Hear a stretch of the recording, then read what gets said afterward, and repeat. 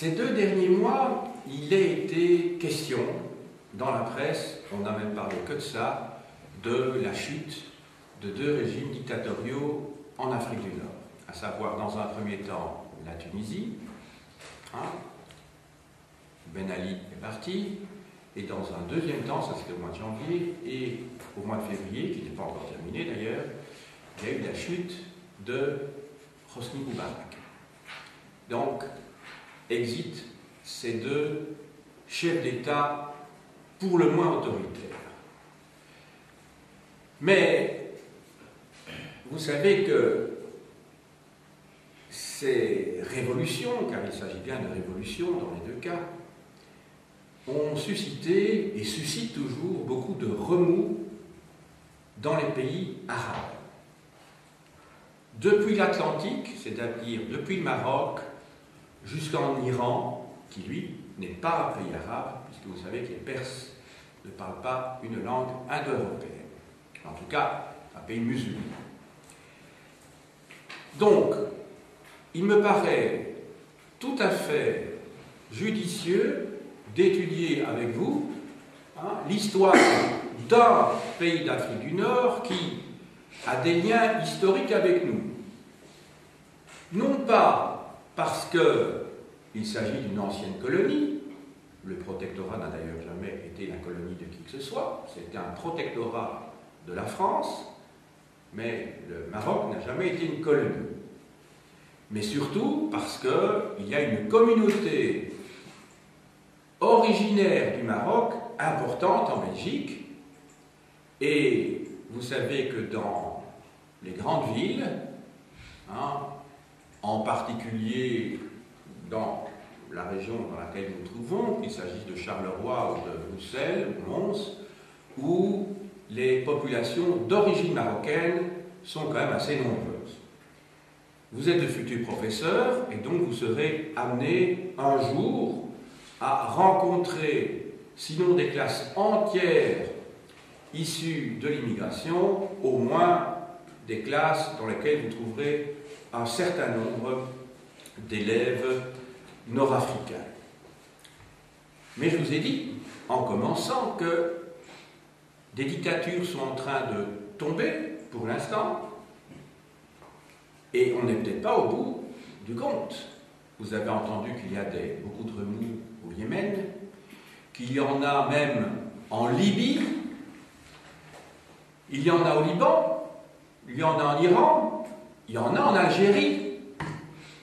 Alors, le Maroc se trouve juste à côté, et il est inutile de vous dire que le Maroc connaît un régime autoritaire. Donc,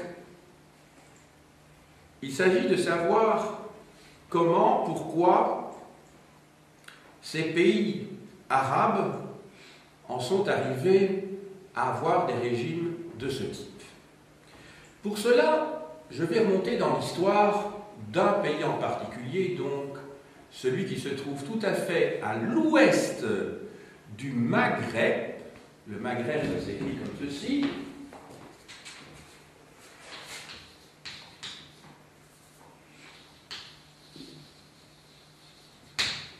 Maghreb, ça veut dire tout simplement ouest en arabe. Donc quand on dit les pays du Maghreb, ça veut dire les pays de l'ouest. À distinguer des pays de l'Est,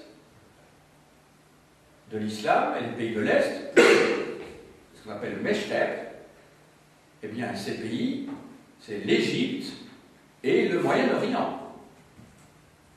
Tandis que tous les pays qui se trouvent à l'ouest, c'est-à-dire le Maroc, la Mauritanie, l'Algérie, la Tunisie et la Libye, font partie du Maghreb. Voilà. Donc le Maghreb, contrairement à ce qu'on pense, ne se réduit pas aux anciens protectorats et colonies françaises, c'est-à-dire le Maroc, l'Algérie et la Tunisie. Le Maroc a une histoire qui prolonge, qu'il faut chercher assez loin dans le passé. En effet, depuis le XIe siècle, avant notre ère, on a des traces pour l'histoire de ce passé, traces archéologiques. Quand je dis des traces archéologiques, je veux dire des traces qui sont liées à des civilisations qui ont eu un rôle très important dans la Méditerranée. Bien entendu, on a même des traces antérieures, hein, mais alors de l'époque préhistorique. Ça, c'est clair, on a même beaucoup de traces préhistoriques. Au XIe siècle avant Jésus-Christ, pour la première fois, il est fait mention du Maroc, qui évidemment ne porte pas ce nom-là, bien entendu, parce que les Phéniciens établissent des colonies sur le pourtour de la Méditerranée et en particulier sur la côte nord du Maroc, à savoir en Méditerranée, mais aussi sur la côte occidentale, c'est-à-dire sur la façade atlantique. Sur la carte que j'ai rapidement dessinée au tableau, vous avez ici donc, ici se trouve l'Espagne. Ici c'est donc le détroit de Gibraltar. On est bien d'accord? Ici c'est le détroit de Gibraltar. Ici vous avez la Méditerranée. Et ici vous avez l'océan Atlantique.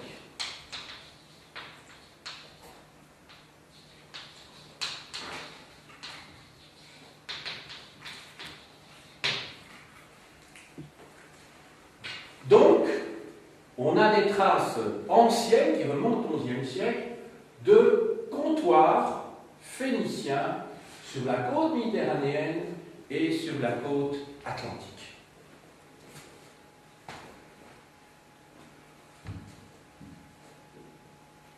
Pour le XIe siècle. Mais à partir du 7e et surtout du 6e siècle avant Jésus-Christ, les Carthaginois, qui sont eux-mêmes des Phéniciens, mais des Phéniciens qui se sont établis vraisemblablement au nord de la Tunisie au 9e siècle avant Jésus-Christ, eh bien les Carthaginois vont revitaliser les vieux comptoirs qui avaient été créés préalablement et vont en construire, en fonder de nouveaux. Vous savez que les Carthaginois, je le répète, ils sont des Phéniciens, c'est-à-dire qu'ils sont originaires de l'actuel Liban, sauf que la Phénicie n'était pas un pays, c'était une région qui comprenait plusieurs cités-États, dont les plus célèbres sont Sidon, Tyr, Bérite. Il y en a encore une autre que je n'ai plus en tête, Byblos, bien entendu. Eh bien, donc ces Carthaginois vont jouer un rôle très important, puisqu'ils vont être en un moment donné, ils vont constituer une telle puissance commerciale et militaire qu'ils vont se trouver face à la puissance montante au IIIe siècle avant Jésus-Christ, c'est-à-dire les Romains. Vous savez qu'il y a eu des guerres puniques. Les guerres puniques, ça vient d'un mot latin qui veut dire phénicien. Hein, donc les guerres puniques, ce sont les guerres phéniciennes. Donc entre d'une part Rome et d'autre part Carthage. Au 1er siècle de notre ère, on peut dire que l'Empire romain a sa forme définitive, à part quelques territoires. Regardez sur la carte murale.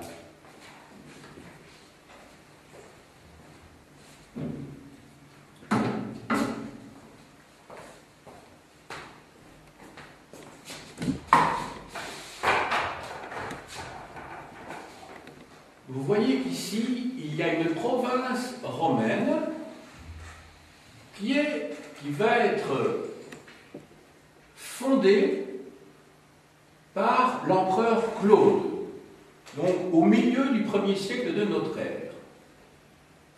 Cette province s'appelle la Mauritanie Tingitane. T-I-N-G-I-T-A-N-E. Tingitane.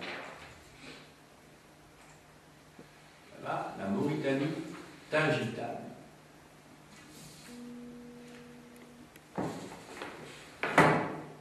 À la fin du IVe siècle de notre ère, l'empereur Théodose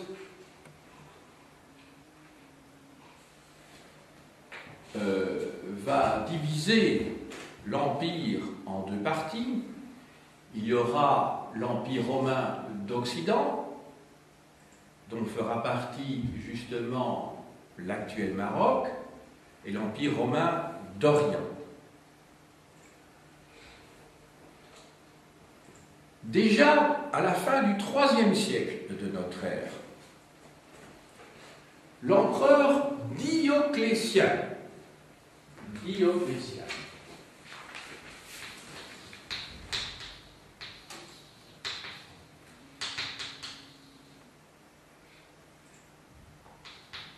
en 285 va établir un système de gouvernement d'empire que l'on appelle la tétrarchie, c'est-à-dire le gouvernement par 4 empereurs, 2 empereurs et 2 co-empereurs en fait, la tétrarchie, va inclure dans une grande subdivision administrative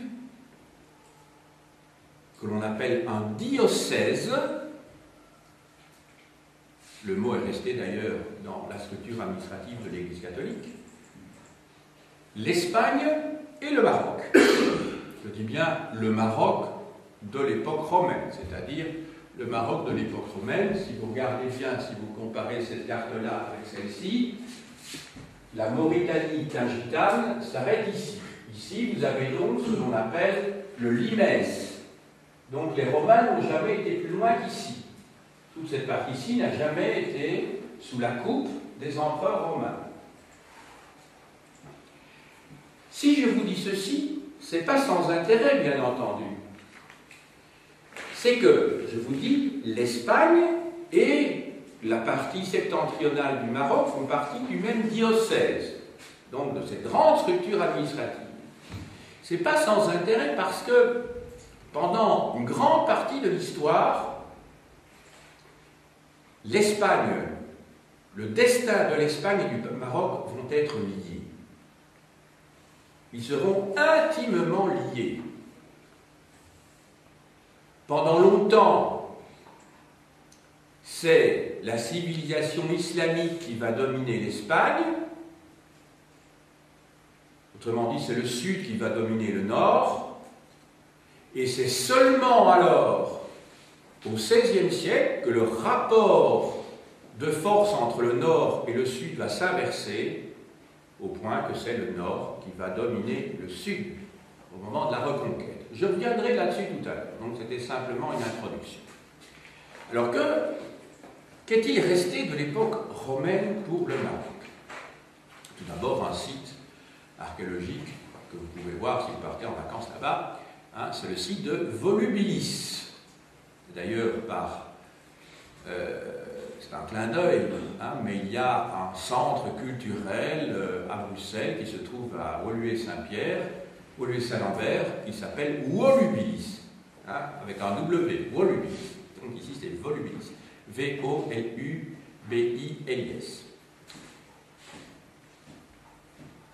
Tenez-vous bien, alors que le calendrier arabe basé sur l'Hégire, c'est-à-dire à partir de 622 après Jésus-Christ, donc de notre ère, va s'imposer dans les pays d'islam, eh bien les paysans marocains vont continuer à utiliser le calendrier julien, c'est-à-dire le calendrier romain, donc en pleine époque musulmane.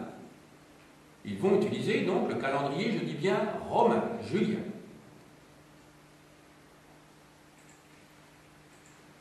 Autre élément sur le plan culturel, c'est que au IIIe et IVe siècle de notre ère, mais c'est déjà le cas à partir du IIe siècle, le Maroc se christianise. Et oui, le Maroc, avant d'être musulman, a été chrétien. Il ne faut pas oublier que ce qui a permis, entre autres choses, la diffusion de l'islam en Méditerranée, c'est que le terrain avait été préparé du passage du polythéisme au monothéisme par les chrétiens. Donc quand tous ces nomades et ces tribus bédouines arrivent d'Arabie Saoudite et puis augmentent, je dirais, leurs troupes grâce aux populations locales qui va finalement les amener en Espagne, eh bien, ils ne trouvent pas devant eux des populations païennes, mais des populations qui sont déjà monothéistes, puisqu'elles ont été christianisées. C'est très important à noter. L'islam ne se serait pas répandu aussi vite si toute la côte d'Afrique du Nord n'avait pas été préalablement christianisée. Et je dirais même que dans l'Antiquité, le nord de l'Afrique est une région particulièrement christianisée. Vous avez vu récemment ce qui s'est passé en Égypte. Vous avez vu la présence des Coptes, Alexandrie, au Caire.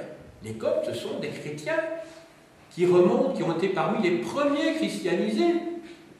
Donc, les premiers chrétiens, ce sont des Syriens, ce sont des Égyptiens, outre évidemment les Palestiniens. Ce ne sont évidemment pas les Européens. Les Européens ont été christianisés après l'Afrique du Nord. Donc on trouve des chrétiens en Égypte, on en trouve en Tunisie, on en trouve en Algérie. Beaucoup. Un des grands pères de l'Église, à 4e, 5e siècle de notre ère, et j'ai l'occasion de vous en parler dans le cadre de mon cours d'histoire de la philosophie, c'est Augustin, l'évêque d'Hippone. Et je vous ai expliqué que Hippone, c'est une ville qui se trouve dans le nord-est de l'Algérie, près de la frontière tunisienne, et qui s'appelle aujourd'hui donc Beaune, B-O, accent circonflexe, N-E. C'est pour vous dire que cette chrétienté nord-africaine est très présente. Et finalement, on peut dire que les chrétiens d'Europe occidentale en particulier, ne sont en fait rien d'autre que des hérétiques qui ont été catholicisés très tardivement, puisque la plupart étaient des Ariens en Europe. Les Burgondes, les Allemands, pas les Allemands, les Burgondes, les Ostrogoths, les Visigoths, les Vandales. Les Vandales, on retrouve en Afrique du Nord. Ils étaient arianisés, autrement dit, c'était des chrétiens hérétiques, ariens, tandis que les vrais chrétiens, si je puis dire, on les trouvait en Afrique du Nord. Voilà. Alors, dernier élément, c'est qu'à partir du IIe siècle de notre ère, donc sous l'Empire romain, est introduit le chameau. Alors le chameau, ça n'a l'air de rien, mais enfin, pensez au cheval dans nos régions, le chameau va permettre de traverser le Sahara. Et donc ça veut dire que le Maroc ne va plus être lié uniquement au monde méditerranéen, il va pouvoir se déployer dans l'avenir vers le sud. Vous savez que le Maroc actuel, depuis 35 ans maintenant, est 2 fois plus étendu que celui que nous apprenions dans notre jeunesse à l'école. Effectivement, le Maroc initial ne comprenait pas ce vaste territoire qui se trouve donc entre le Maroc proprement dit et la Mauritanie, que l'on appelle le Sahara occidental. Il n'a été annexé qu'en 1975, donc il y a 35 ans seulement, à la suite d'une grande marche verte initiée par le roi du Maroc, Hassan II, à la suite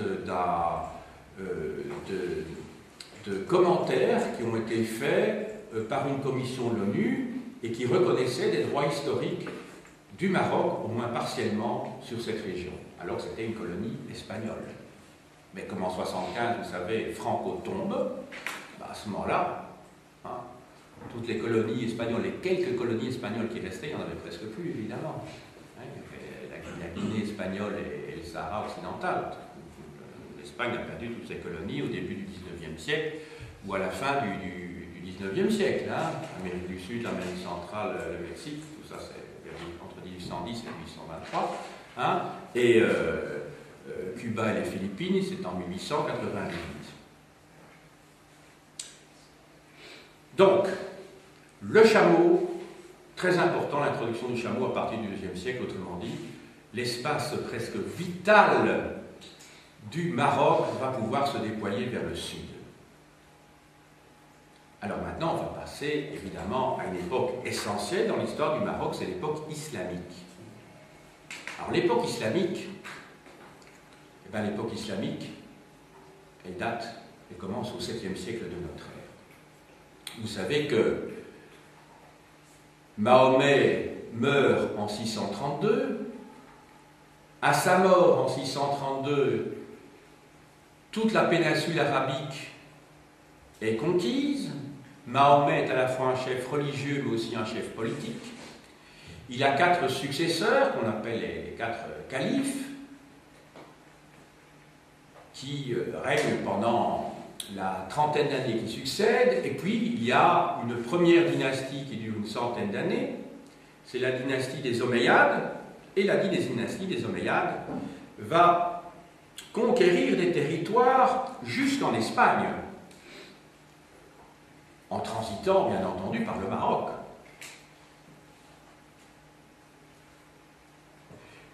Ça veut dire que au Moyen-Âge, on ne se pose pas la question de savoir si on est au Maroc ou en Espagne. On ne se pose même pas la question de savoir si on est sur 2 continents différents. Le détroit de Gibraltar, c'est rien du tout à traverser. Hein. C'est rien du tout. Hein, je veux dire, la distance entre l'Espagne et le Maroc est moins grande que la distance entre la France et l'Angleterre. C'est rien du tout. Hein? Regardez-le sur la grande carte, on va le montrer ici pour que tout le monde puisse situer. Donc pensez bien que quand les tribus bédouines et tous ces au moment de la conquête espagnole, les Omeyyades, ils conquièrent toute la côte ici, toute cette région aussi.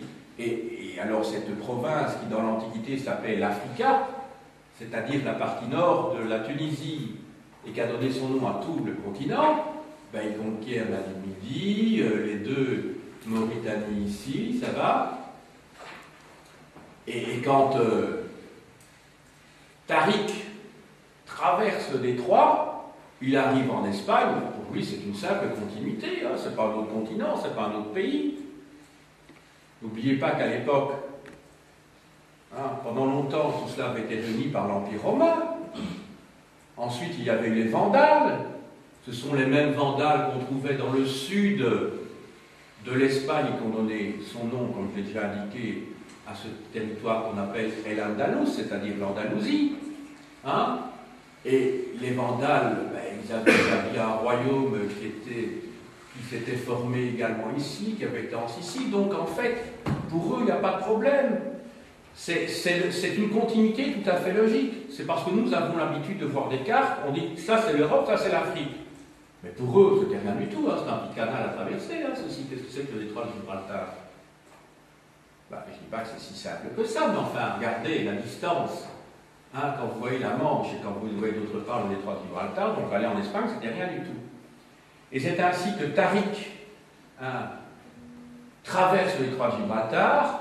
Il va donner son nom à Gibraltar, puisque Gibraltar veut dire la montagne de Tariq, Jebel al-Tariq, qui a donné Gibraltar en espagnol. Jebel, la montagne, al-Tariq. Donc Tariq, c'est le conquérant de l'Espagne. Il se bat contre les Visigoths.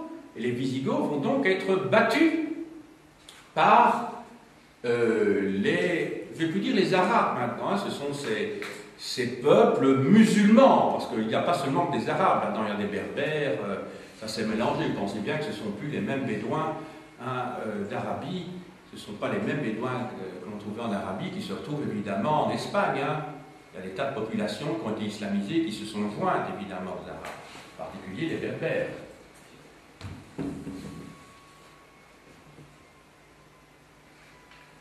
Alors, cette période musulmane est très importante puisqu'elle participe de l'identité du Maroc. À l'époque, le rapport nord-sud est favorable au sud, puisque c'est le sud qui conquiert le nord, l'Espagne. On est bien d'accord. Pour plusieurs siècles, il va y avoir une civilisation commune à l'Espagne Et au Maroc, c'est la civilisation des Omeyyades, une civilisation très brillante, très riche, mais elle va surtout se développer à partir du XIe siècle. Mais je voudrais vous dire quelques éléments sur la civilisation qui précède immédiatement cette civilisation, cet empire hispano-mauresque. Vous avez plusieurs dynasties qui vont se succéder. La première dynastie, c'est la dynastie des Idrissides. À partir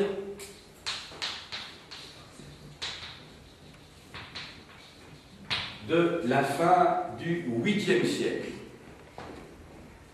Les Idrissides, cette dynastie est contemporaine de Charlemagne et des Carolingiens.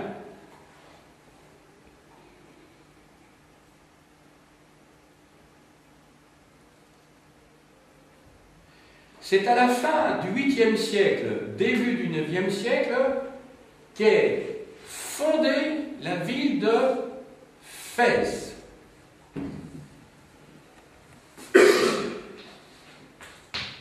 IXe siècle, tenez bien. À une époque où en Europe, il n'y a pratiquement pas de ville, à l'époque de Charlemagne. Ou des toutes petites villes, en tout cas. La grande époque de cette civilisation hispano-mauresque se développe à partir du XIe siècle. Donc aux environs de l'an 1000 jusqu'à 1150. Ce sont des populations venues du sud du Maroc, même de Mauritanie, qui vont fonder la civilisation des Almoravides. C'est le nom de la dynastie, les Almoravides.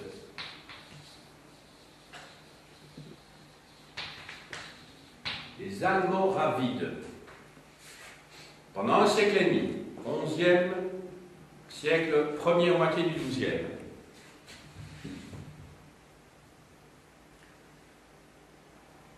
Un autre mouvement, une migration et une conquête va venir du sud, c'est la dynastie des Almohades, à partir de 1150.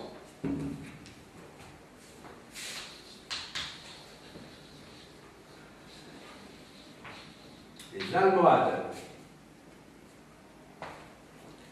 C'est à l'époque des Almohades que va être fondée, donc au XIIe siècle, la ville de Marrakech.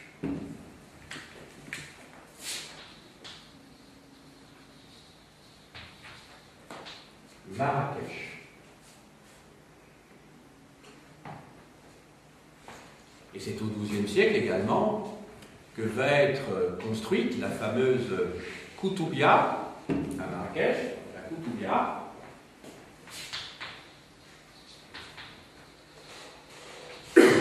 Et la fameuse tour Hassan.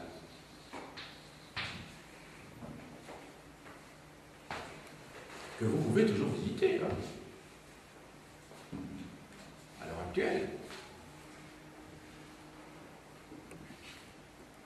L'art de cette époque-là est un art extrêmement raffiné. Dans les mosquées, on trouve des motifs floraux et des motifs géométriques, ou plus exactement des motifs floraux géométrisés, pour être plus précis. Parce que dans l'islam sunnite, c'est une des deux grandes branches de l'islam, 90% des musulmans sont sunnites, il y a encore, je dirais, 7 ou 8% qui sont chiites, et alors il y a différentes branches tout à fait minoritaires. Dans l'islam sunnite, il est interdit de représenter des créatures de Dieu. Donc on ne peut pas représenter des figures humaines, a fortiori l'image du prophète. On ne peut pas représenter des hommes. Si vous allez dans une mosquée, vous ne trouverez jamais des représentations humaines, ni d'animaux, et même les fleurs où les plantes, elles sont stylisées pour qu'on ne puisse pas les reconnaître en tant que telles. Le but est de les symboliser, en fait. À l'inverse de l'islam chiite, où là, on peut représenter des créatures de Dieu. Si vous allez en Iran, vous verrez qu'en Iran, vous avez des représentations dans les mosquées. Si vous voyez des miniatures persanes, dans les miniatures, vous allez voir même des épisodes de la vie du prophète.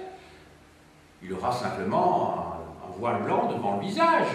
Mais pour le reste, tous les personnages, on verra la bataille, on verra les chevaux, on verra tous les guerriers, etc. Et ça, ce sont dans les miniatures persanes.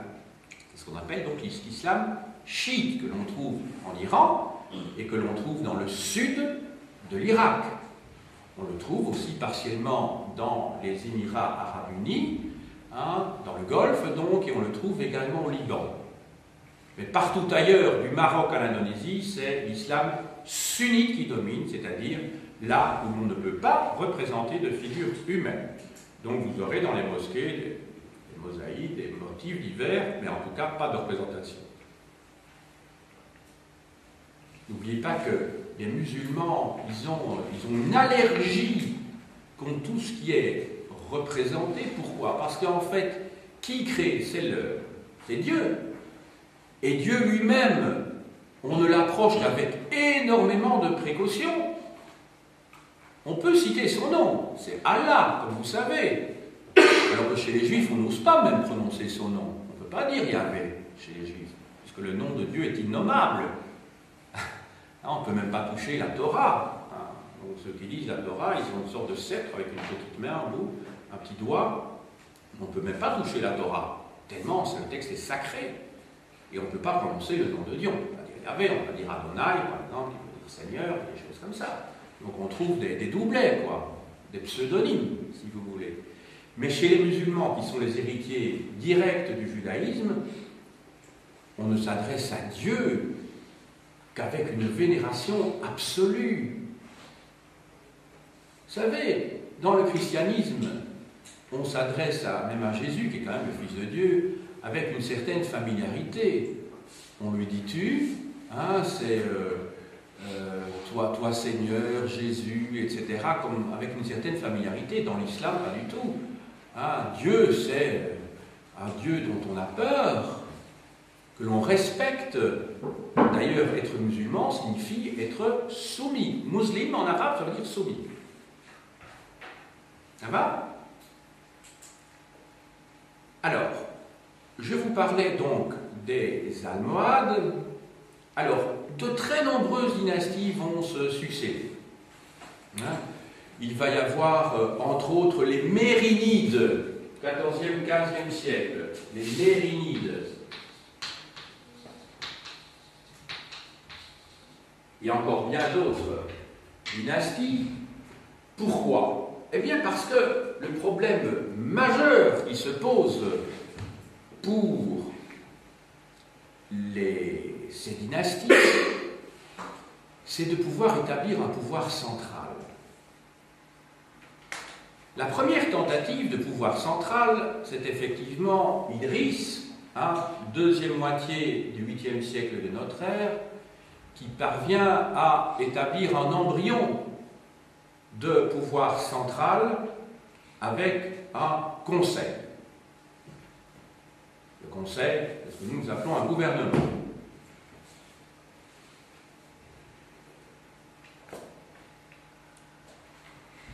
Mais au Maroc, on est dans une configuration sociale qui n'a strictement rien à voir avec celle de l'Occident à la même époque. Vous avez de très nombreuses tribus. En Europe, à la même époque, en Europe occidentale, il n'y a pas de tribus. Il y a bien des tribus à l'époque des Gaulois, mais enfin, à l'époque de l'Empire romain, il n'y a plus de tribus, c'est fini tout ça. Il n'y a pas de nomades non plus en Europe occidentale. Tandis que ces souverains marocains, ils vont se retrouver face à des tribus qui contestent sans arrêt le pouvoir central. Donc, le pouvoir central ne parviendra que très tardivement et sporadiquement, des périodes précises, à établir véritablement son autorité sur l'ensemble du territoire. Il faut savoir en plus que l'islam, la notion de frontière est étrangère à l'islam, à la pensée musulmane. N'oubliez pas que l'islam est né, je dirais, pratiquement dans le désert. Ce n'est pas tout à fait vrai, hein. L'islam est né à Médine, à Yathrib et à la Mecque. Enfin, ce sont des oasis dans le désert. Comment voulez-vous que la notion de frontière puisse raisonner de la même manière que pour un occidental sédentarisé, hein, qui dispose de terres fertiles? La frontière pour un musulman qui vit dans le désert, c'est quoi? C'est quoi? C'est du sable. Et jusqu'où ça va? À partir d'où ça commence et où ça finit? Regardez un petit peu, à l'heure actuelle, on voit beaucoup, hein, la carte du nord de l'Afrique sur les écrans de télévision. On voit bien que les frontières ont l'air d'avoir été coupées comme ça, de manière tout à fait géométrique, puisque c'est le Sahara. Donc on voit l'Égypte qui a presque la forme d'un carré. Évidemment, il n'y a pas de fleuve, il n'y a pas de montagne, il n'y a rien pour faire la frontière. Donc à un moment donné, on s'est dit, voilà, hein, de tel endroit, tel méridien, voilà, là c'est la Libye, là c'est l'Égypte. Vous voyez comment c'est coupé, c'est le désert.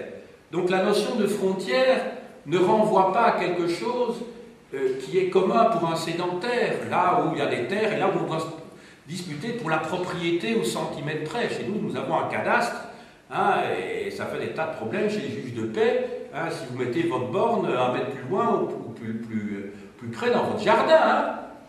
On va chez les juges de paix pour ça, hein, parce qu'on tient à avoir son précaré, quoi.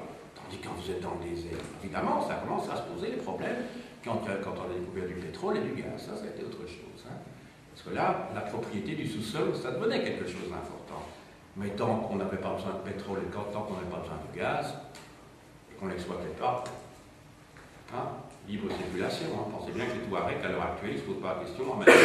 Maintenant, je suis au Mali, maintenant, je suis en Algérie, maintenant, je suis au Tchad. Hein.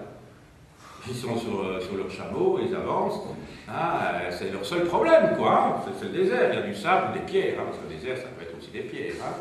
Ça va? Et voilà. Donc, autrement dit, la notion de territoire ne correspond pas chez des peuples où il y a des sédentaires et des nomades à ce que nous connaissons dans nos régions. Donc, le pouvoir central a été en but perpétuellement face à des tribus combatives, guerrières, fières, très attachées à leur espace, mais un espace qui n'est pas défini, je dirais, au cordeau. Donc ce sont des tribus farouches qui, jusqu'au XXe siècle, hein, ont combattu le pouvoir central. Alors le grand événement dans l'histoire du Maroc, enfin, parmi d'autres, ça a été, bien sûr, l'arrivée des Européens. Il faut savoir que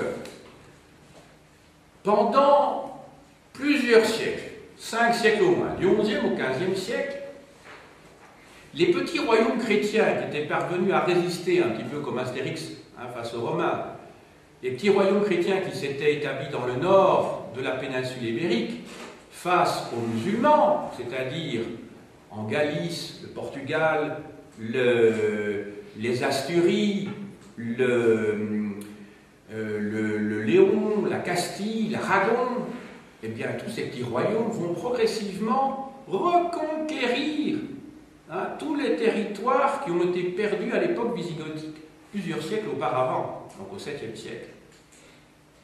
Et donc l'Espagne va reconquérir, les Espagnols, enfin les Espagnols chrétiens, parce que les Espagnols, les musulmans étaient aussi les Espagnols, il ne faut pas oublier, vont progressivement reconquérir toutes ces terres. Et à un moment donné, en 1492, prise du royaume de Grenade, dans le sud de l'Espagne. Tout le monde voit où ça se trouve, Grenade? Dans le sud de l'Espagne? Oui? Oui, bon, ok.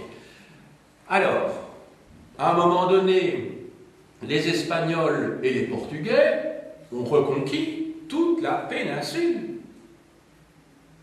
Les Espagnols et les Portugais, à ce moment-là, cherchent à aller plus loin. Les Portugais, déjà, avaient reconquis plutôt tout leur territoire, c'était fait bien avant 1492, hein, et les Portugais s'étaient déjà lancés dans dirais-je, dans des voyages outre-mer qui vont les conduire bientôt en Indonésie, hein, vont faire le périple de l'Afrique. Les Espagnols, eux, attendent donc 1492 pour pouvoir débarquer en Afrique du Nord. Ils vont fonder comment dirais-je, de comptoirs, de têtes de pont. Je crois que le terme qui convient, c'est plutôt de têtes de pont, qui sont toujours espagnols à l'heure actuelle, vous les connaissez peut-être, c'est Ceuta et Melilla.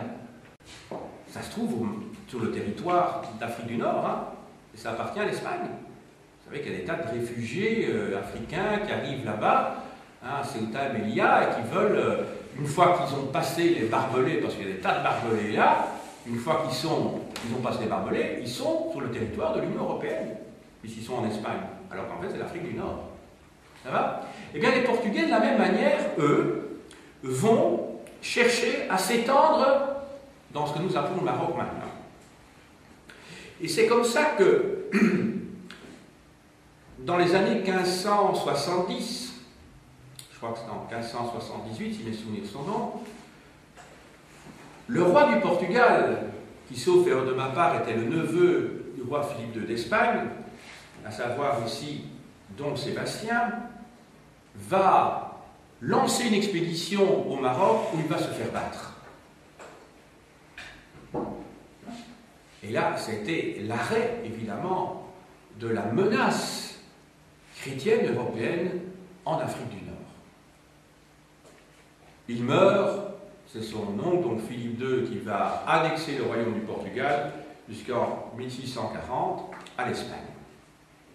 Donc c'est comme ça que toutes les colonies portugaises d'Amérique du Sud, hein, à savoir le Brésil, vont donc devenir espagnoles, entre guillemets. Elles restent officiellement portugaises, hein, bien entendu, mais enfin c'est le même roi, hein, qui gouverne à la fois les colonies portugaises et les colonies espagnoles. Donc Philippe III à cette époque-là, et puis Philippe IV. Philippe II, donc. Hein. Alors, au XVIIe siècle. Au XVIIe siècle et au XVIIIe siècle, on peut dire qu'on est dans une période de décadence générale, et au XIXe aussi, dans l'histoire du Maroc. L'islam ne parvient pas à récupérer, les pays d'islam, leur retard par rapport à ce coup d'envoi pris par l'Europe au moment des grandes découvertes, cet afflux d'argent, de métaux précieux, enfin d'or, qui fait que l'économie européenne est complètement revigorée, et grâce à ces, comment dirais-je, grâce à l'esprit d'entreprise, à la volonté des rois d'avoir des territoires outre-mer, etc., ce qui va permettre, disons, à l'Europe vraiment de créer un véritable empire, aux États européens plus exactement, de créer de véritables empires commerciaux au-delà des mers, en Amérique et en Asie à cette époque-là. Alors, l'islam, je vous dis, est en retard pour 3 siècles. L'islam décline. XVIIe siècle, XVIIIe siècle, XIXe siècle. Il y a toutefois un roi qui s'appelle Moulay Ismaël,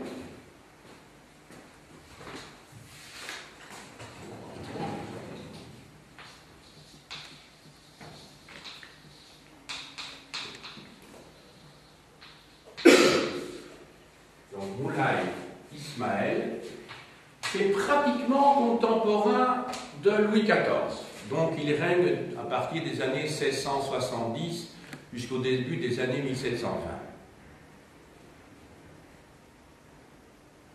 Alors lui, il va se battre sur tous les fronts en même temps.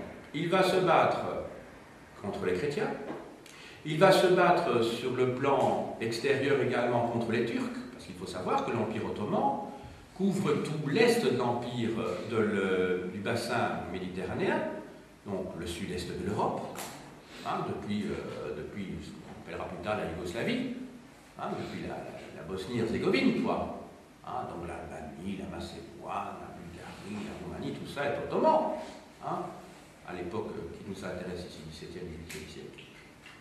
Les Ottomans occupent la Grèce, ils occupent la Turquie actuelle par définition, ils occupent l'Irak, ils occupent la Syrie, Israël, le Liban, tout ça, ce sont des pays actuels qui n'existaient pas à l'époque, bien sûr. Ils occupent la côte ouest de la péninsule ibérique, la péninsule est, la péninsule arabique, excusez-moi. Ils occupent également l'Égypte, ils occupent la Libye, ils occupent la Tunisie, l'Algérie, mais ils n'occupent pas le Maroc. Donc, le Maroc a été le seul pays d'Afrique du Nord à n'avoir été jamais occupé par les Turcs. Quand vous étiez en Tunisie ou quand vous étiez en Algérie, c'est des pays qui n'existent pas à l'époque, vous avez bien compris, enfin les territoires, vous étiez dans des États vassaux de l'Empire ottoman. Vous aviez à Tunis un bey, B-E-Y, et vous aviez à Alger un dey, D-E-Y, un D en fait, un B, un D. C'est pour être audible que je l'ai prononcé en distinguant donc les voyelles. Hein. Voilà. Mais au Maroc, vous aviez un sultan, parce que le titre que se donnait le roi du Maroc, c'était celui de sultan, ce qui veut dire vraiment chef d'État. Le seul à se donner un titre semblable, c'était le sultan d'Istanbul, c'est-à-dire l'empereur ottoman. Donc, le roi du Maroc est sultan, chef d'État. Alors, il se bat, je vous ai dit, Moulay Ismaël, non seulement contre les chrétiens, il se bat d'autre part à l'est contre les Turcs. Il va pouvoir simplement fortifier le Limay, c'est-à-dire la frontière entre le Maroc et l'Algérie, pour faire bref, hein, ça ne correspond pas exactement au territoire actuel, mais enfin, en gros, c'est cela, la frontière orientale. Et il doit surtout se battre contre les tribus à l'intérieur du Maroc. Parce que l'Éternel épine dans le pied des sultans du Maroc, des souverains chérifiens, ça a toujours été les tribus rebelles. Parce qu'il y a des petits chefs, si vous voulez, ou des petits chefs, des chefs parfois très puissants, enfin qui ne gouvernent pas sur des territoires immenses, qui menacent constamment l'autorité et le gouvernement central. Alors, pas grand-chose à dire sur le XVIIIe et XIXe siècle. Retenez quand même que le XIXe siècle, c'est l'époque, la grande époque de la colonisation par l'Europe de l'Afrique.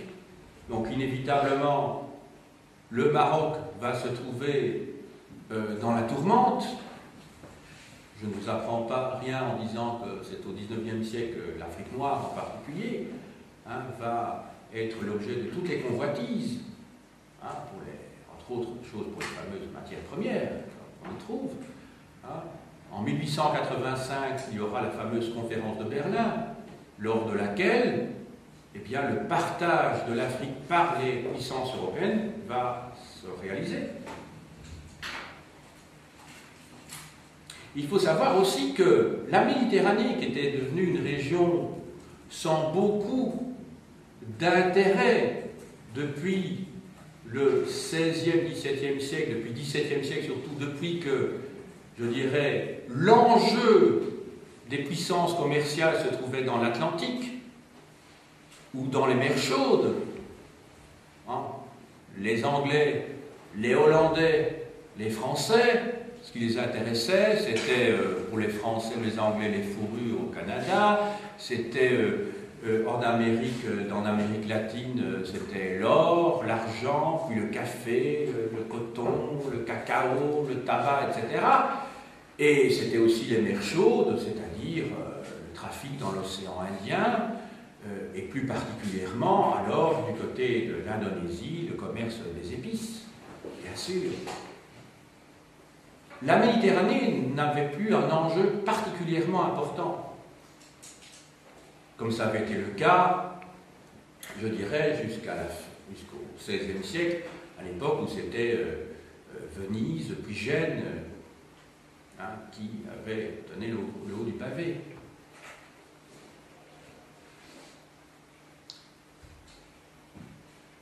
Alors, en effet, qu'est-ce qui se passe? À partir de 1830, la France se lance dans la conquête de l'Algérie.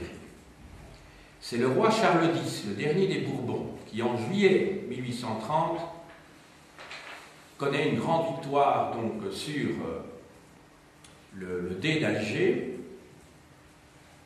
Alors, il se fait que ce régime politique tombe quelques semaines après la prise d'Alger, quelques semaines après. C'est la publication fin juillet 1830 des 4 ordonnances. Un nouveau régime se met en place, la monarchie de Juillet, avec Louis-Philippe Ier, qui lui va poursuivre la conquête de l'Algérie. Il faudra plusieurs décennies pour que l'Algérie soit finalement soumise. Il y a entre autres les combats contre l'émir Abdelkader. Mais alors, ce qui donne une actualité particulièrement grande à la Méditerranée au XIXe siècle, c'est évidemment le creusement du canal de Suez, 1869. Donc à la fin du Second Empire, 1869. À partir de ce moment-là, la Méditerranée devient très importante. Précédemment, lorsque l'on voulait commercer avec l'océan Indien ou avec l'Indonésie, on devait faire tout le tour de l'Afrique. Complètement.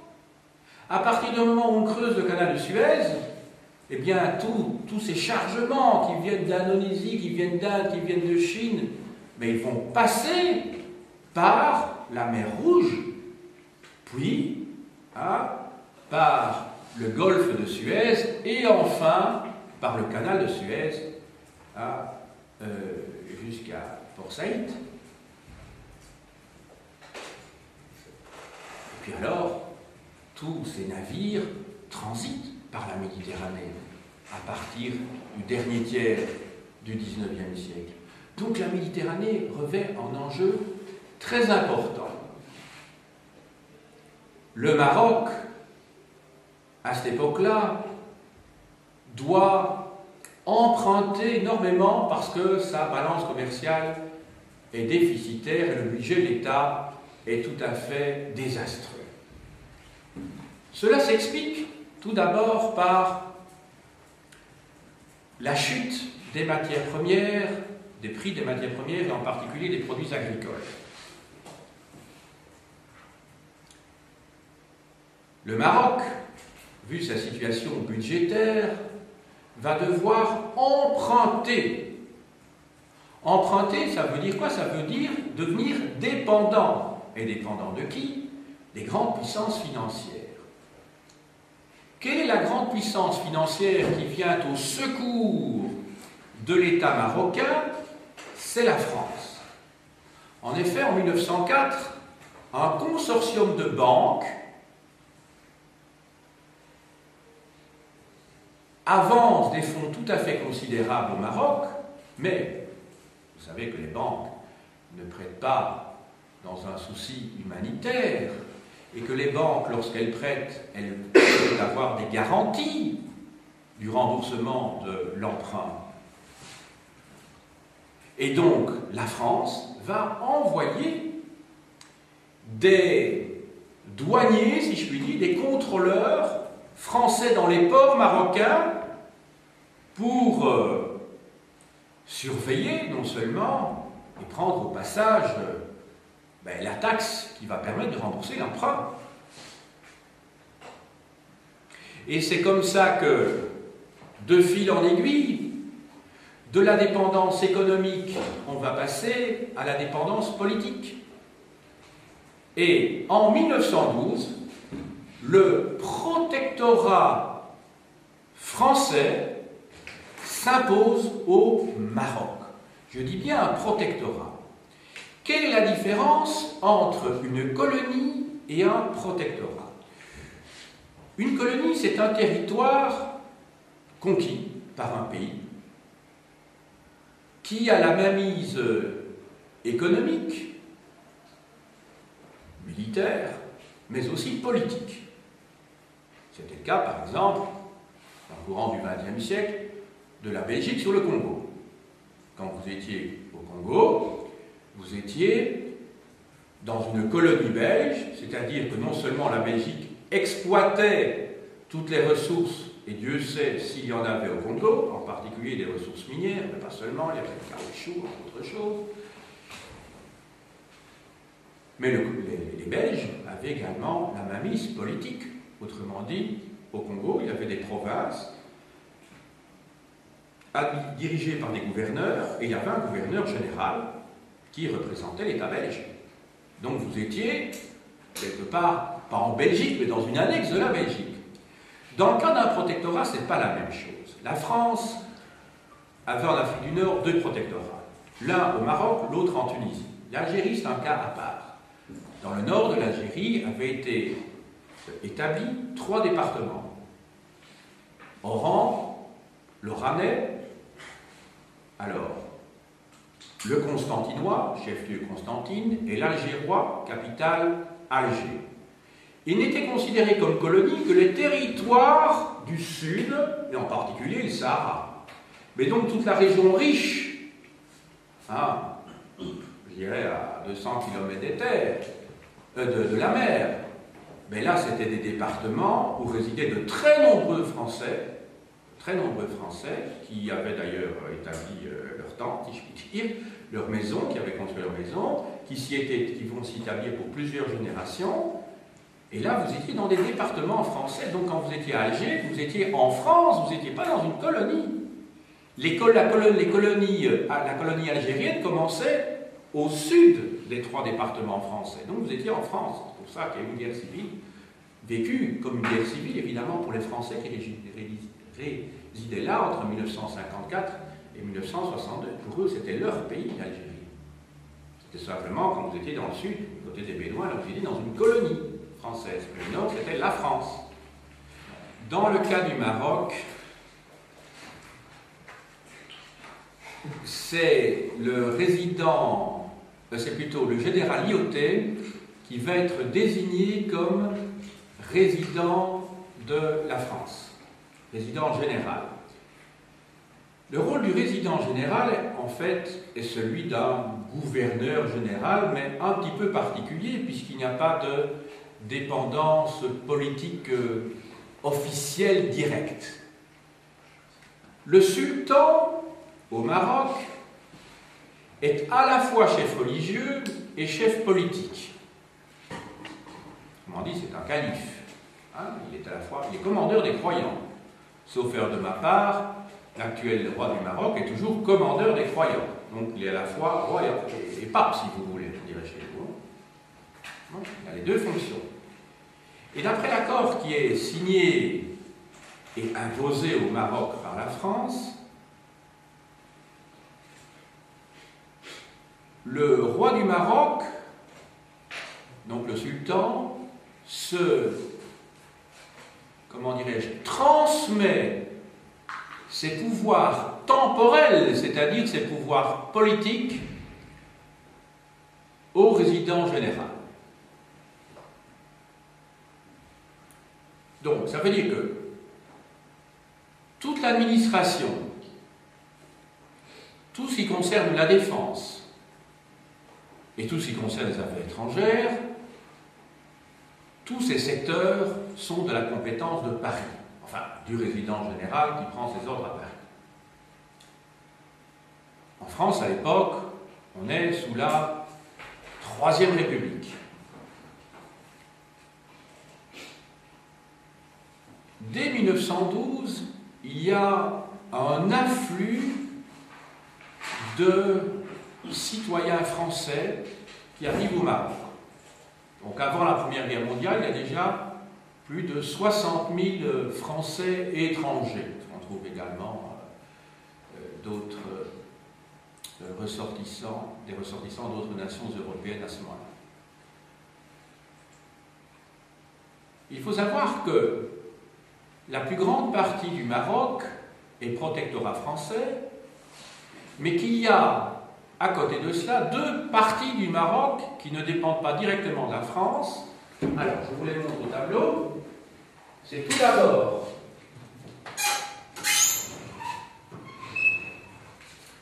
ici vous voyez, Tanger, Tanger qui est en fait administré par plusieurs pays européens, dont la France, l'Espagne, l'Angleterre aussi. Donc c'est une ville, je vous dis, internationale. À côté de ça, vous avez ici le Maroc espagnol. Et puis alors, le reste du pays, là, est effectivement sous protectorat français. C'est de cette même région ici, au nord du Maroc, que dans les années 30, un général qui n'était pas spécialement remarquable par son intelligence, qui s'appelait Francisco Franco, va partir, va traverser l'étroit de Gibraltar et va se rebeller contre la République espagnole. Ce sera le début de la guerre civile en 1936 et en 1939 il établira son pouvoir. Et donc le général Franco, le dictateur de l'Espagne entre 1936 et 1975, est parti du nord du Maroc. C'est là que se trouvaient donc les troupes qui lui ont permis de conquérir l'Espagne sur un régime démocratiquement élu qui était le régime républicain espagnol.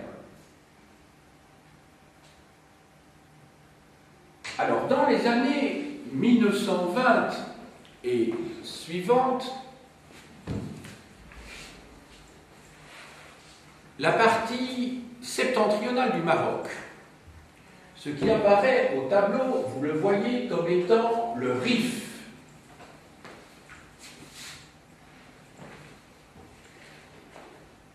Eh bien, le Rif va connaître des troubles très très importants. Les tribus se révoltent, et elles se révoltent contre qui? Officiellement, contre le sultan. Elles ont un chef qui s'appelle Abdelkrim, à ne pas confondre avec Abdelkader en Algérie. Je vais peut-être remonter un petit peu. Non, ça change rien du tout. Vous voyez que vous allez avoir un petit peu moins de soleil, mais ça change rien. Donc, ces troupes, comment dirais-je, plutôt les troubles dans la région du Rif vont absorber une grande partie de l'énergie de l'armée française. Finalement, le territoire est, comme on dit dans ces cas-là, pacifié. Vous avez bien compris qu'il faut mettre des guillemets autour de ce terme.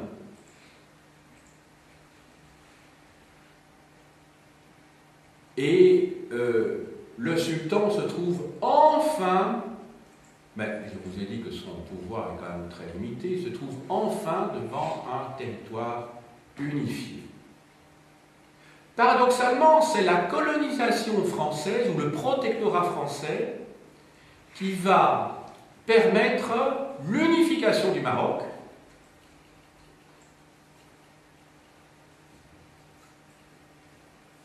et qui va, dès les années 30, et là c'est pas paradoxal, parce que être à l'origine de la création d'un parti national, nationaliste, visant à rendre le Maroc indépendant.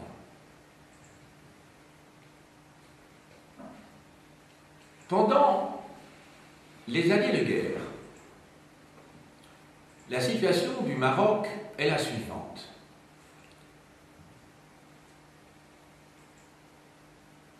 Le Maroc, comme toutes les colonies et les protectorats français, sont censés être en paix avec l'Allemagne, puisque, au mois de juin 1940, le maréchal Pétain et son gouvernement ont signé un armistice avec Hitler.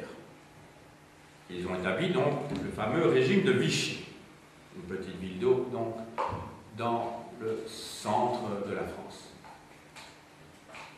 Donc, quand vous êtes au Maroc, pendant la guerre, la première partie de la guerre, vous êtes en fait dans un pays qui n'est pas en guerre.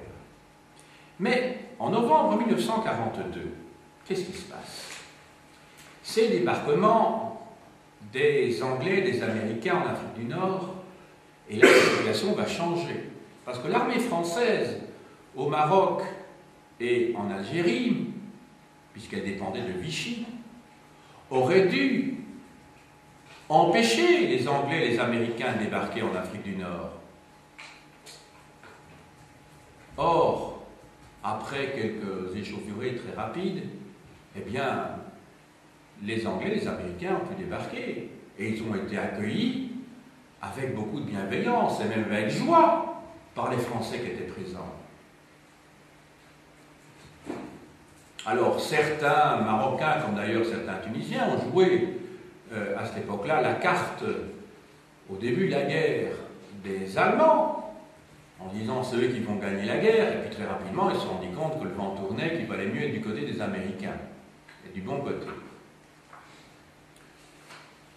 Peut-être avez-vous vu un film très célèbre de Curtis qui s'appelle Casablanca, avec Humphrey Bogart et avec Ingrid Bergman. Non? Ça ne vous dit rien? C'est un film très célèbre, où il y a un fameux baiser d'ailleurs entre les deux acteurs, très célèbre dans l'histoire parce qu'il dure plus d'1 minute, sauf de ma part, c'est le baiser le plus long, je crois, de l'histoire du cinéma. Et bien dans ce film-là, on voit justement, dans Casablanca donc, que c'est un film fait pendant la guerre. Hein. Justement, les tensions qui peuvent exister. À un moment donné, on se trouve dans je dirais, un restaurant, si mes souvenirs sont bons, où on donne un spectacle. Et, si mes souvenirs sont bons, ce sont des soldats allemands qui sont présents et qui sont en train de chanter en allemand. Et puis, il y a le chef, le patron du bistrot, si je peux dire, du restaurant, qui fait un petit signe à l'orchestre, parce que souvent dans ces restaurants, il y a un petit orchestre, des gens qui sont à la batterie, et comment dirais-je, avec quelques guitares, des choses comme ça, et il fait un petit signe, et à ce moment-là, il commence à jouer la Marseillaise. Et puis dans ce restaurant, c'est assez comique, parce que au départ, on commence à chanter la Marseillaise tout doucement, et puis tout le monde se met à chanter la Marseillaise pour évidemment supplanter la voix des Allemands qui se trouvent à une table un petit peu plus loin. Et donc c'est un acte évidemment patriotique, mais à une époque, il ne faut pas l'oublier, où ça se situe avant le débarquement anglo-américain en 1942. C'est pour dire que les Français à ce moment-là, qui étaient sous le régime de Vichy, n'acceptent quand même pas que des Allemands les bafouent et les humilient dans un territoire français en chantant justement des chants allemands. C'est un film célèbre, hein, Casablanca, je vous conseille de le voir. Je crois qu'il date de 1942, justement, si mes souvenirs sont bons. C'est un grand classique de l'histoire du cinéma. Alors, après la guerre, le Maroc, comme beaucoup de pays à cette époque-là, de colonies ou de protectorats, peut obtenir son indépendance. Il va y avoir des troubles divers, et c'est seulement en 1956 que le Maroc obtient son indépendance et que le sultan Mohamed V devient souverain, donc tout à fait libre de cet État. Il va y avoir des tentatives pour établir un régime démocratique ou donner une constitution démocratique. Mais c'est assez illusoire parce que, en fait, entre la constitution et la réalité des faits, il y a évidemment une grande distance. D'autant plus que le souverain se voit octroyer par la constitution des pouvoirs considérables. En 1962, Mohamed V meurt et c'est son fils qui va régner pendant très longtemps, hein, jusqu'il y a 12 ans, Hassan II, qui monte sur le trône. Il va gouverner le Maroc d'une main de fer. comme je dirais, tous les chefs d'État de ces pays-là, en Afrique du Nord ou au Moyen-Orient, et je dirais même d'une manière plus générale, en Afrique.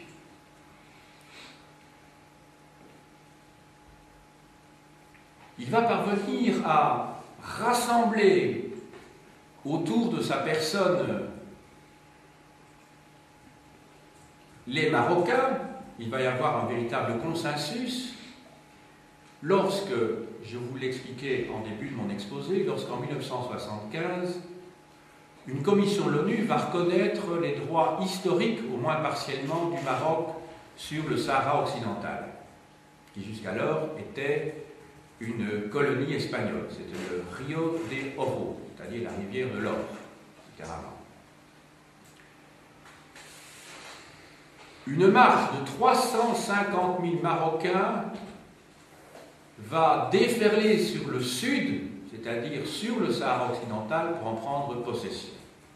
C'est un vieux truc des monarchies autoritaires et des régimes autoritaires que celui du nationalisme. Pour canaliser et pour détourner toute forme de mécontentement, parce qu'il y avait des tensions au Maroc sur le plan politique et social, bien entendu, eh bien, on s'est trouvé un objectif extérieur, un ennemi extérieur, et de tout temps, ça s'est passé comme ça. Pensez en 1914, combien de monarchies autoritaires ne sont-elles pas rentrées dans la guerre pour redorer le blason?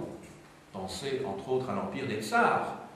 Hein, il y avait des tensions politiques et sociales importantes à ce moment-là. Hein, et donc, c'était le moyen pour un souverain de rassembler autour de sa personne l'unité du pays en trouvant un ennemi à l'extérieur. C'est un principe bien connu quand il y a des divisions quelque part, on se trouve un ennemi extérieur, et donc on canalise toute son énergie vers quelque chose qui est extérieur, les gens oublient leur querelle interne. C'est bien connu, hein? Mais c'est un des moyens de gouvernement. Il y a aussi diviser pour régner, mais il y a aussi unir face à un ennemi extérieur. C'est une manière de se maintenir au pouvoir.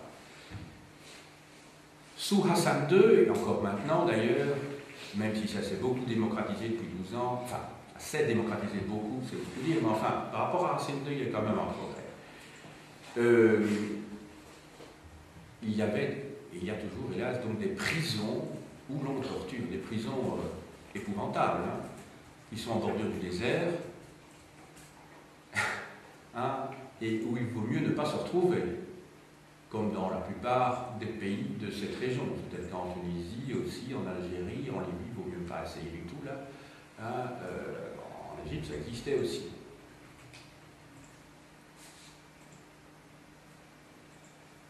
Il y a 12 ans, donc, le Hassan II est mort, c'est son fils Mohamed VI qui est monté sur le trône. Il a essayé, il a tenté de réformer un petit peu les pratiques, mais le roi du Maroc reste un souverain très puissant, même si officiellement on est dans un régime parlementaire, et en plus de ça, c'est l'homme le plus riche de son pays, il ne faut pas l'oublier. De la même manière que Ben Ali, vous avez vu qu'il avait quelques milliards planqués à gauche et à droite. Moubarak, vous avez entendu que le clan de Moubarak, la fortune s'élèverait jusqu'à 60 milliards de dollars. Vous imaginez ce que c'est, alors que beaucoup d'Égyptiens n'ont qu'un dollar à vivre, dont ils disposent pour vivre par jour. Imaginez ce que c'est. Donc ce sont de véritables prédateurs. Hein. Dans le cas du roi du Maroc, il possède un pourcentage très important de l'économie du Maroc entre ses mains. Donc ce n'est pas un régime démocratique du tout. Maintenant, reste à évoquer quand même un problème qui nous concerne, nous en Belgique, c'est le phénomène de l'émigration marocaine vers, entre autres, la France et la Belgique. Pas seulement. Hein. Alors, la proportion de Marocains, le nombre de Marocains partis en France et en Belgique est pratiquement le même. Hein. Pour les Algériens, ils sont beaucoup plus nombreux en France qu'en belgique, hein, quand vous pensez qu'il y a, je crois, plus de 4 millions de musulmans en France, quand même. Hein, et la proportion de maghrébins est très très importante, hein, parmi eux. Le cas de l'immigration, ben, c'est quelque chose que vous devez avoir en tête, c'est que une fois les Italiens partis à la fin des années 50, quand je dis partis, les travailleurs, ou restés sur place définitivement parce qu'ils ont fait souche, après la catastrophe du bois du casier, hein, dans les années 50, tous ces travailleurs italiens qui étaient arrivés juste après la guerre lors de la bataille du charbon, il fallait gagner lors de la reconstruction du pays, eh bien, on a remplacé les Italiens au début des années 60 par des populations venant d'autres régions, et en particulier du Maghreb, surtout du Maroc, sans compter les Turcs. Et c'est comme ça qu'à partir de 1963-64, les travailleurs marocains vont être très nombreux à arriver en Belgique, en particulier. On les a appelés. On les a appelés. On avait besoin d'eux. 10 ans plus tard, le robinet de l'immigration est fermé. Donc pendant 10 ans, on a eu besoin d'eux jusqu'au moment de la grande crise pétrolière qui va amener une grande crise économique tout court dans le monde occidental. Vous savez qu'en 1973, il y a le premier choc pétrolier, de nombreuses entreprises ferment, en particulier en Wallonie, hein, donc la deuxième, à partir de 1973-74, pour les 10 ans qui suivent, les entreprises vont fermer les unes après les autres en Wallonie, et quand elles ne ferment pas, eh bien, les canards boiteux, c'est-à-dire les entreprises qui ne tiennent pas la route, elles sont rachetées souvent par l'État, hein, pour pouvoir éviter le maximum de licenciements. Mais donc, il y a des tas de Marocains, de nombreux Marocains qui sont arrivés chez nous pour avoir du travail parce qu'on leur en proposait, entre 1964 et 1974. Et puis, effectivement, par la suite, il y a eu ce qu'on appelle les regroupements familiaux. C'est-à-dire que quand un homme était arrivé en Belgique, ben, voilà, sa femme et ses enfants pouvaient venir aussi, c'était les regroupements familiaux. Vous savez également que les structures familiales sont différentes, évidemment, de celles dont nous avons coutume ici, et c'est ce qui explique, hein, que pendant 2 générations, il y a eu effectivement un accroissement important de la population issue du Maroc. Hein, des familles, c'est assez récemment, finalement, depuis moins de 10 ans, que le mode, la structure familiale des Marocains tente à se rapprocher de la nôtre. Donc, avoir 6 enfants, 7 enfants, 8 enfants, c'était tout à fait régulier. Et donc, on en avait 6 ou 7, il y avait les groupements familiaux, et puis arrivé en Belgique, ben, la génération suivante en a eu aussi beaucoup. Donc, ce qui explique qu'il y a une croissance démographique très importante. Je parle de la population marocaine parce que c'est le sujet du jour, hein, je pourrais dire ça d'autres populations, bien sûr, comme les Turcs en Allemagne, par exemple, hein, mais ici, mon sujet du jour, c'est le Maroc. Hein. Et donc, si la Belgique, à l'heure actuelle, a près de 11 millions d'habitants, hein, c'est un peu plus de 10 millions et demi, ben, c'est grâce, je dirais, à la croissance des populations allogènes. S'il n'y avait pas eu cet apport extérieur, eh bien, la population belge aurait diminué. Alors, il n'y a pas que les Marocains, bien entendu, hein, il y a eu l'apport d'autres populations, mais les Marocains en Belgique, sauf erreur de ma part, c'est près de 250 000, sauf erreur de ma part.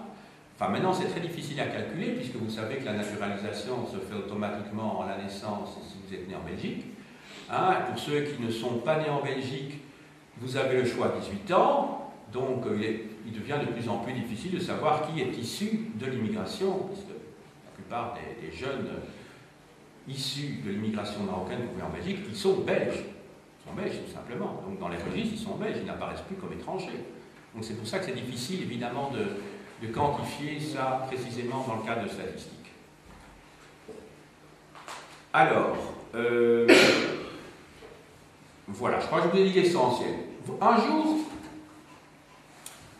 si vous enseignez face à des élèves issus de l'immigration marocaine, ça a été mon cas pendant près de 10 ans, je vais bouger un petit peu parce que j'ai le soleil dans la figure, vous vous rendrez compte, c'est peut-être de moins en moins le cas, parce que moi j'ai quitté l'enseignement secondaire maintenant il y a quand même quelques années, mais que dans la classe, les classes que j'avais, dans l'enseignement technique et professionnel, j'avais souvent des élèves qui parlaient un français un petit peu particulier, parce que ce n'est pas du français, c'est un français métissé, c'est très intéressant à entendre d'ailleurs, et je disais toujours que les étudiants, les élèves que j'avais, c'était des Marocains de Saint-Gilles, qui n'étaient pas tout à fait la même chose que les Marocains de Schaerbeek, d'Anderlecht ou Molenbeek.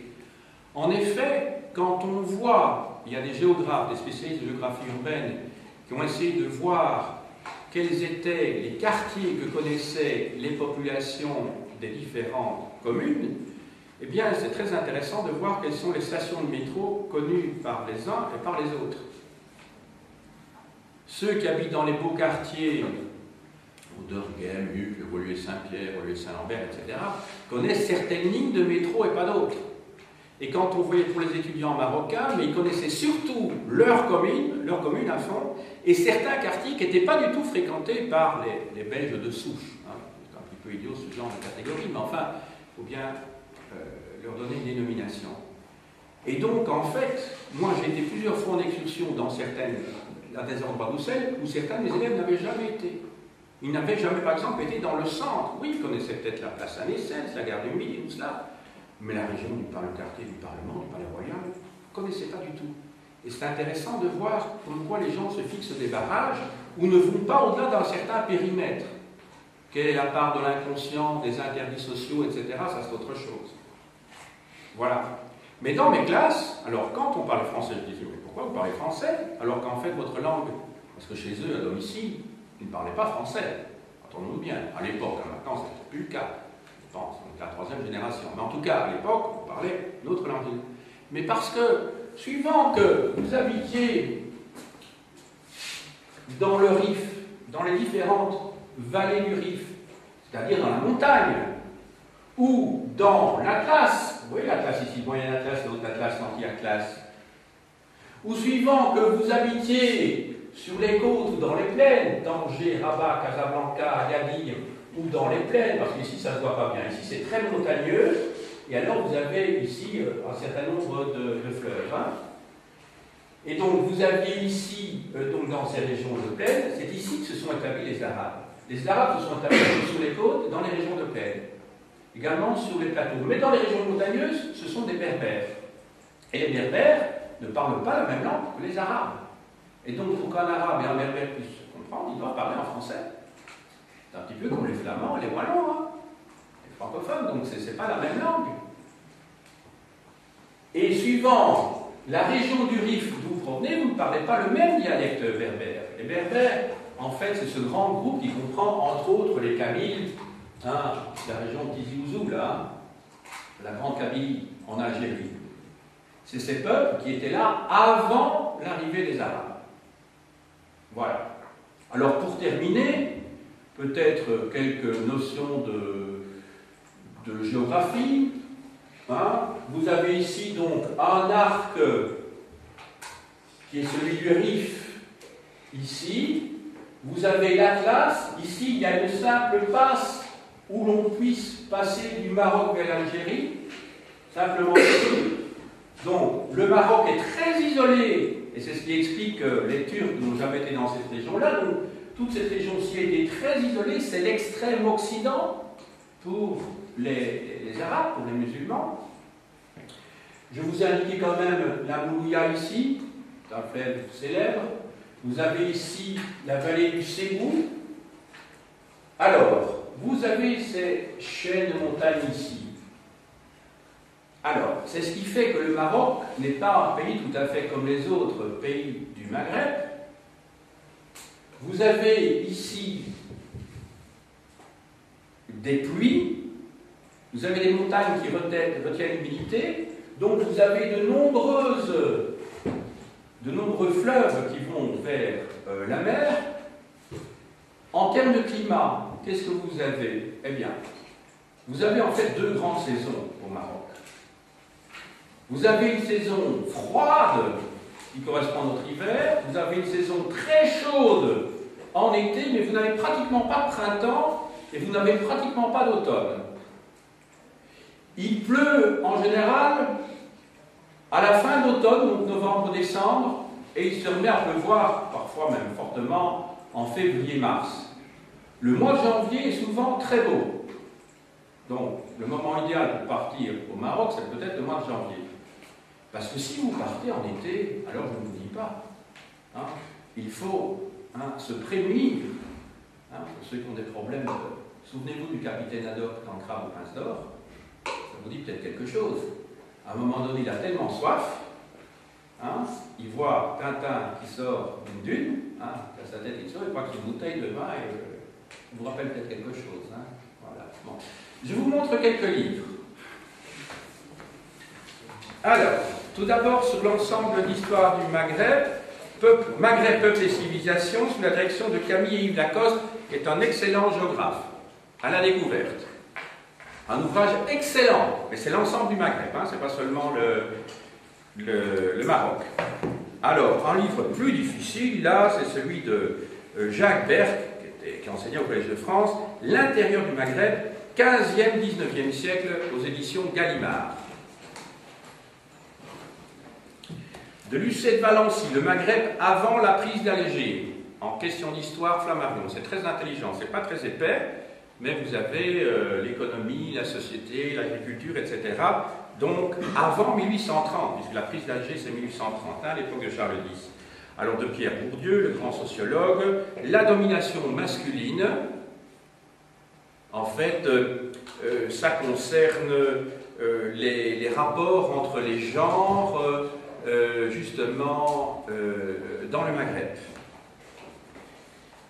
Alors, de Jean-Louis Miège, Le Maroc, c'est un ouvrage à la fois historique et géographique. Alors, pour vous expliquer l'importance des banques à l'époque de la colonisation européenne, je vous renvoie à un ouvrage bien connu qui est celui de Lénine, L'impérialisme, stade suprême du capitalisme. Alors maintenant, pour la langue arabe, Grammaire de l'arabe, d'André Roman, en que sais-je. Alors, Arabe Express, aux éditions du Dauphin. Alors là, c'est les phrases clés. Alors, je vous dis tout de suite, c'est translittéré, donc il n'y a pas besoin de connaître l'écriture arabe. On vous donne systématiquement la translittération en écriture latine. Voilà. Alors, initiation rapide à l'arabe classique. Ah oui, parce qu'il faut savoir qu'il y a une différence entre l'arabe classique et l'arabe que l'on parle au Maroc, en Tunisie, en Syrie, etc. L'arabe classique, c'est celui que vous trouvez dans les journaux ou aux informations, à la télévision. Ça va? Alors, initiation rapide à l'arabe classique, donc c'est l'arabe du Coran, aux éditions Samuelian. Et enfin, si vraiment vous voulez vous y mettre à fond, l'arabe en 40 leçons, initiation pour débuter ou tout revoir en presse pocket. J'ai dit.